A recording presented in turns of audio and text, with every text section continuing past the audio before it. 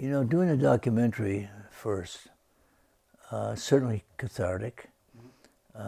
You're certainly aware of the fact that how much do you want to reveal?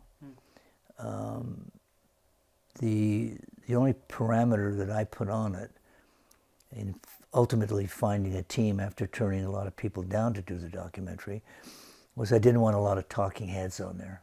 A bunch of famous people raving about me. I said, I've always kind of resented that, even though I know it fits in a lot of the docs, because if you don't know who you are, and if people out there don't know who you are and base you on your talent, it's an obvious. Nobody's going to come in and knock you. So I said, I don't want that. I don't want any credits on the film, but I'm going to be vulnerable, obviously, to an extent, equatable to what you would do when you write a book.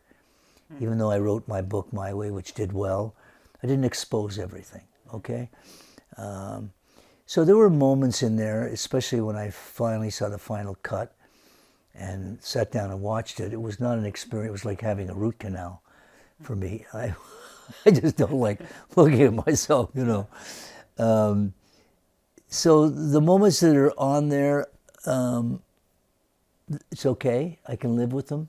There's nothing on there that I look back and say, I wish I hadn't have said that. But I still wanted it to be honest enough to let people get to know where I was artistically, and just where I was in my normal life, if you will, Yeah. But you're cautious when you're making it. You're cautious when you're making it, and for obvious reasons, because it's set in stone now. But there's nothing in there that I really feel I went too far with, or that I feel uncomfortable about. Not at all. Even though, as I said, there were moments where I said, you better be careful what you say here. Pop music was in its infancy stage.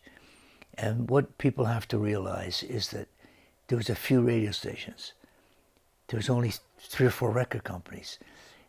In 4 days, you knew if you had a hit or not. You were on the Ed Sullivan Show. It was that condensed, where you had a sense of, we'll make it or we wouldn't make it. That was the process. Today, it's so eclectic. I couldn't name the top 3. It's impossible. There's so much stuff out there, and it's all streaming. It's no longer record company driven. But it's a different process today, and that's what we all have to really be concerned about, as to where it's evolving, how it's evolving, to what is music going to mean? How's it going to be produced? The number 1 country record in the country today is all driven by AI. That's it. There's not one individual involved. It's all AI driven. Scary. It's very scary, but I believe in evolution. I believe in, we're at a juncture today, I think, culturally and in the world, which is a major turning point because it's happening so quickly. So the scary part is a lot of people are going to be replaced. A lot of things are going to be replaced.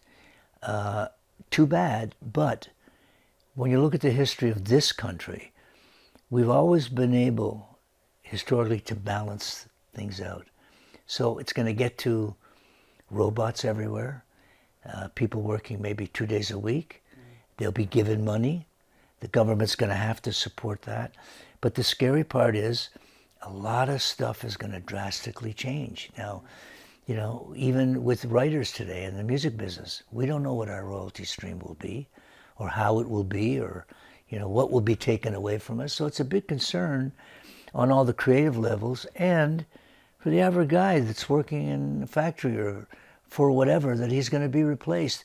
So balances will have to prevail, and the people, hopefully, I'm not a big political person because I love my country, but I not always trusted those that run it.